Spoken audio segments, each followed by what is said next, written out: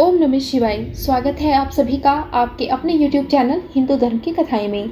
जैसे कि हम सबको पता ही है, आज सोमवती अमावस्या है और क्योंकि इस बार अमावस्या सोमवार के दिन है तो इसलिए इसको सोमवती अमावस्या कहते हैं। हमारे शास्त्रों में सोमवती अमावस्या का महत्व बहुत अधिक बताया गया है। कहते हैं सोमवती अमावस्या बड़े भाग्य से पड़ती है। सोमवती अमावस्या कलयुग के कल्याणकारी पर्वों में से एक मानी जाती है, लेकिन सोमवती अमावस्या को अन्य अमावस्याओं से अधिक पुण्य कारक मानने के पीछे भी एक शास्त्रीय और पौराणिक कारण है।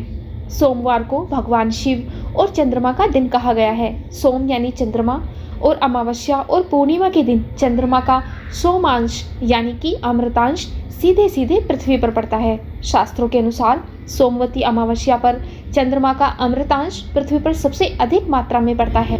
इस दिन सुहागिन महिलाएं पीपल के वृक्ष की दूध, जल, पुष्प, अक्षत, चंदन इत्यादि से पूजा करती हैं और वृक्ष के चारों ओर 108 बार धागा लपेटकर परिक्रमा करने का विधान होता है। धागा या तो कलावा भी हो सकता है या फिर जिसे हम मोली बोलते हैं, हम वो भी यूज में ले सकते हैं।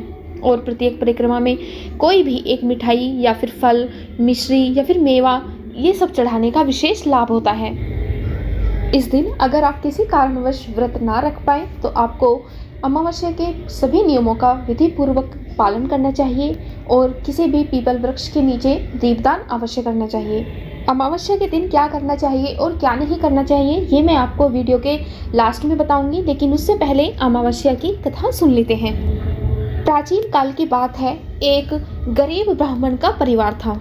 उस परिवार में पति, पत्नी एवं उसकी एक पुत्री भी थी। उनकी पुत्री समय के गुजरने के साथ साथ धीरे धीरे बड़ी होने लगी। अपनी पुत्री की बढ़ती उम्र के साथ सभी स्त्रीउचित सगुणों का विकास हो रहा था।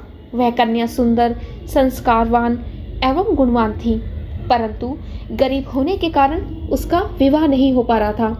एक दिन उस ब्राह्मण के घर एक साधु महाराज पधारे।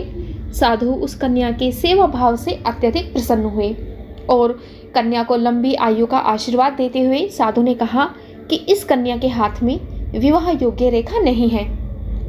तब ब्राह्मण दंपति ने साधु से इसका उपाय पूछा कि ऐसा कोई उपाय बताइए कि जिससे हमारी बेटी का विवाह हो जाए। कन्या ऐसा क्या करे कि उसके हाथ में विवाह के योग बन जाएं।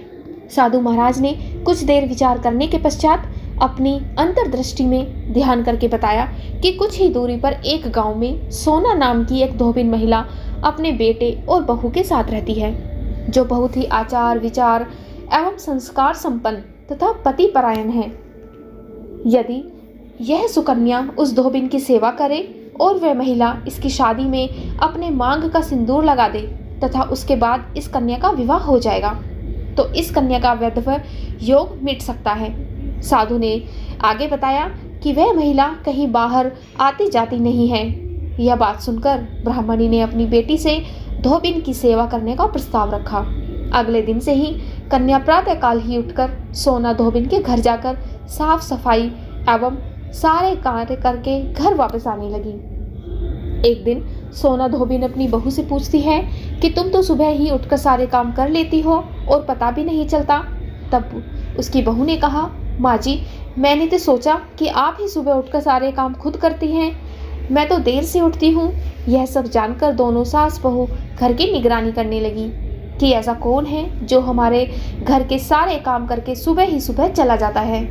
कई दिनों के बाद धोबिन ने देखा कि एक कन्या मुंह ढके अंधेरे में घर में आती है और घर के सारे काम करने के बाद चली जाती है। जब वह जाने लगी तो सोना धोबिन उसके पैरों पर गिर पड़ी और उससे पूछने लगी कि आप कौन हैं और इस तरह छुपकर आप हमारे घर की चाकरी क्यों करती हैं और हमारे घर का सारा काम क्यों करके चली जाती हैं। तब कन्या ने साधु द्वारा कही गई सारी बात बताई। सोना धोबिन पति परायण थी, अतः उसमें बहुत तेज था। वह तैयार हो गई। सोना धोबिन के पति थोड़ा अस्वस्थ थे। उसने अपनी बहू से अपने लौट आने तक घर पर ही रहने को कहा। सोना धोबिन ने जैसे ही अपनी मांग का सिंदूर उस कन्या की मांग में लगाया, सोना धोबिन का पति मर गया। उसे इस बात का पता चल गया। वह घर से निराजल ही चली थी। यह सोचकर कि रास्ते में कहीं पीपल का पेड़ मिलेगा तो उसे भंवरी देकर और उसकी परिक्रमा करके ही जल ग्रहण करेगी। उस दिन सोमवती अमावस्या थी। ब्राह्मण के घर मिले पुए पकवान की जगह उसने ईंट के टुकड़ों से 108 बार भवरी देकर 108 बार पीपल के पेड़ की परिक्रमा की और उसके बाद जल ग्रहण किया। ऐसा करते ही उसके पति के मृत शरीर में वापस जान आ गई और धोबी का पति फिर से जीवित हो उठा। इसके बाद तो सोना धोबिन की हर तरफ जय जयकार होने लगी और सब लोग मिलकर सोमवती अमावस्या का व्रत और पूजा करने लगे। और उसके बाद से सोना धोबिन की बहू ने भी अमावस का व्रत करना प्रारंभ कर दिया।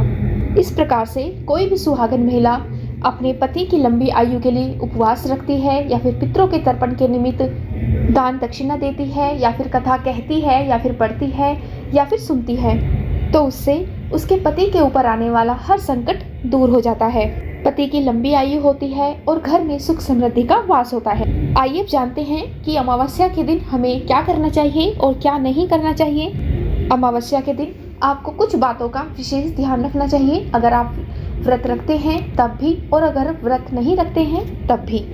कुछ कार्य हमारे शास्त्रों में ऐसे बताए गए हैं, यदि हम उन्हें गलती से भी कर लेते हैं तो उनका हमें बहुत भारी दोष लगता है, क्योंकि अमावस्या की तिथि पितरों को समर्पित मानी जाती है।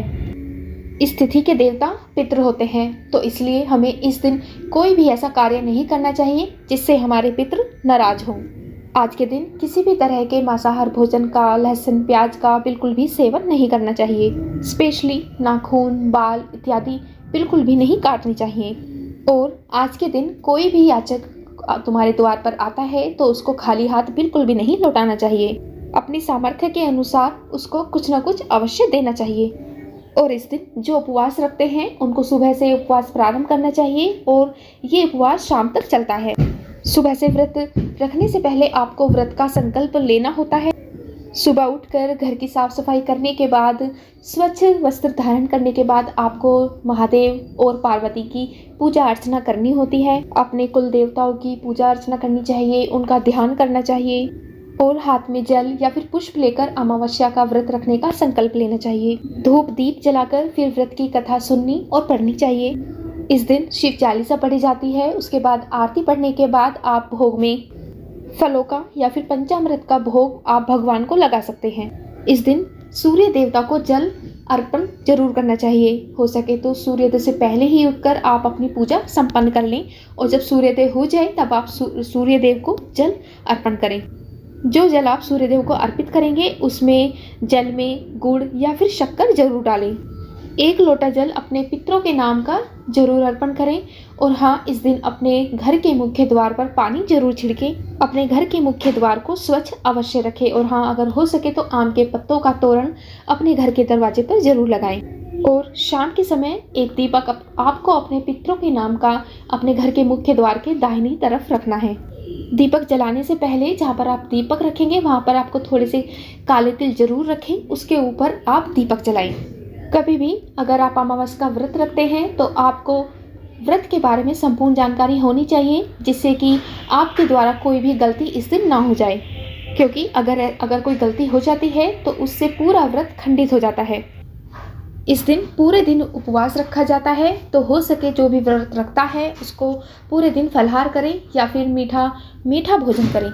शाम के समय खीर का भोग लगाकर आप उसी से अपने उपवास का पारण कर सकते हैं। शाम के समय और सुबह के समय पीपल के वृक्ष की पूजा करनी चाहिए। गाय को हरा चारा खिलाना चाहिए। इस दिन पितरों के नाम का कोई भी पवित्र पौधा आप अपने घर में लगा सकते हैं या फिर सार्वजनिक जगह पर भी लगा सकते हैं, नदी के किनारे भी लगा सकते हैं, जैसे कि पीपल का, वट का, शमी का, जो भी हमारे धार्मिक ग्रंथों में बताए गए हैं पवित्र पौधे, आप उनमें से कोई भी पौधा लगा सकते हैं। और उनकी देखभाल जब तक करें तब तक वो बड़े ना हो जाए। इस दिन जो भी व्रती होते हैं उन्हें आज के दिन किसी दूसरे के घर का या तो अन्न या फिर जल या फिर कोई भी मीठा पदार्थ या फिर फल वगैरह बिल्कुल भी ग्रहण नहीं करना चाहिए।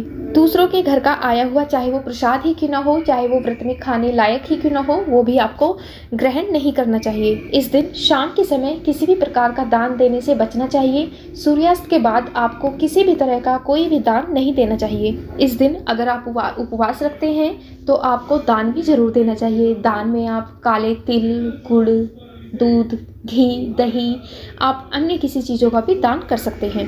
अपनी सामर्थ्य के अनुसार आप दान कर सकते हैं। ज़्यादा अगर आपसे ना बने तो आप नमक का दान कर सकते हैं, दक्षिणा दे सकते हैं। और हाँ, दान इस तरह से देना चाहिए जिसकी सामने वाले को ज़रूरत हो और वो उसको अपने काम में ले सके। आज की वीडियो में इतना ही। आपको वीडियो पसंद आई हो तो लाइक और हाँ, चैनल को सब्सक्राइब जरूर करें।